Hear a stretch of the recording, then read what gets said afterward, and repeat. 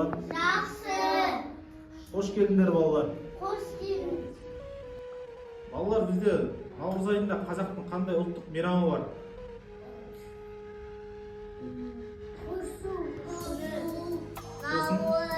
Наурыз мейрамымыз бар, ұлттық мейрам жаңа жылымызда. Біздің сол ұлттық мейрамымызда қазақтың қандай ұлттық ойындарын білесіздер балалар?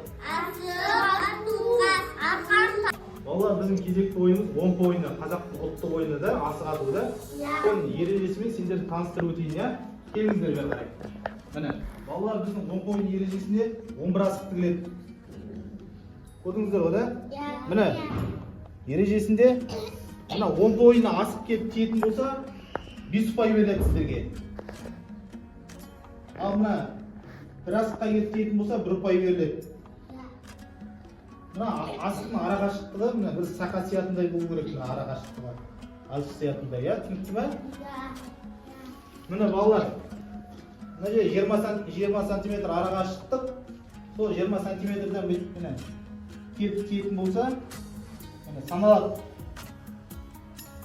Ал мына 20 сантиметрге жетпей келіп тиетін болса, онда саналмайды, ұпай берілмейді. Атқан кезде, түсінікті ме? Балалар, олай болса, ойынымызды бастаймыз. Дайынсыңдар ма?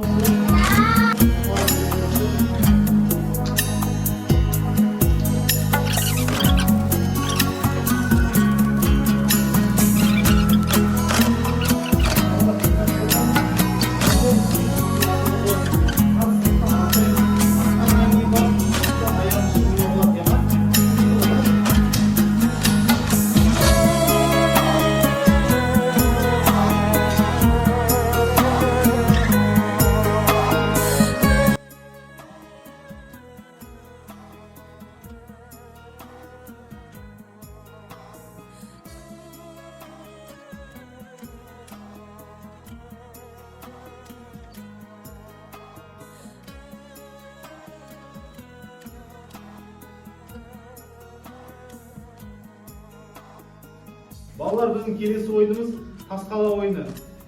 Тасқала ойында 9 асықпен ойналады. Міне, бірінші 4 асық тігіледі алыс жағынан. Тасқала ойынның ережесі қараймыз. Міне, шеңбердің ішінде шеңбердің диаметрі 10 сантиметр. Сол шеңбердің ішінен асықты атамыз, атқан кезде міне асық шеңбердің сыртына шықса 2 ұпай болып есептеледі. Ал мына ішінде асып қалатын болса 1 ұпай болып есептеледі. Ал егерде міне сызықта үстіне осылай қалатын болса, ол шеңберде шыққан жоқ болып есептеледі, 1 ұпай болып есептеледі. Түсінікті ме балалар?